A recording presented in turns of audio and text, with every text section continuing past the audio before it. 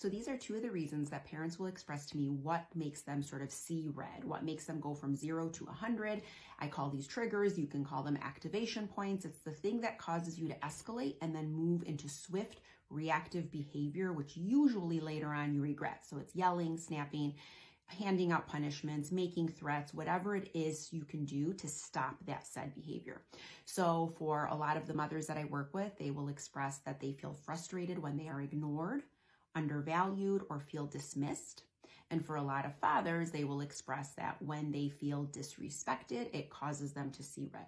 So there are a lot of societal reasons why this programming exists. For a lot of men, they were raised probably by fathers who were very much more of a fear-based type of parenting. You felt afraid of them. You didn't necessarily feel like you could connect to them, but you certainly listened because you were terrified of what the outcome was if you didn't. I don't know that we want to foster the same kind of dynamic with our kids today.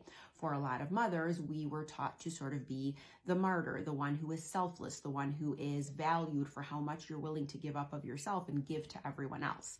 And so when we are undervalued, it sort of reminds us of that role that essentially, is that what motherhood is? Are we just supposed to sort of lay down and sacrifice and just give of ourselves until there's really nothing left? So obviously there's a lot to unpack with both of those stories that we're telling ourselves. But if we don't look at those things, and if we don't analyze sort of their roots and their origin and excavate where they're coming from, we will continue to get triggered every time our children do things that poke at that trigger.